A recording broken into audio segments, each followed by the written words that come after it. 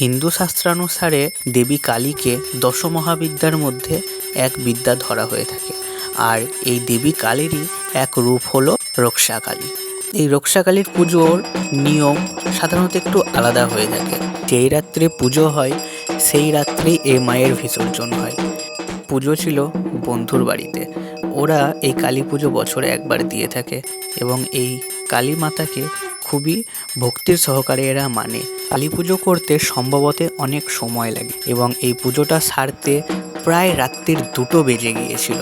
এমনিতেই শীতের রাত, আবার হাড় কাঁপানো ঠান্ডা, কিন্তু এই ঠান্ডার মধ্যেও যেন ভক্তি মানে না, মা যেন আগলে রেখেছিল একদম নিজের সন্তানের মতো। পুজোটার প্রত্যেকটা মুহূর্ত খুবই সুন্দরভাবে কেটেছিল এবং সব থেকে ভালো বিষয় ছিল যজ্ঞ।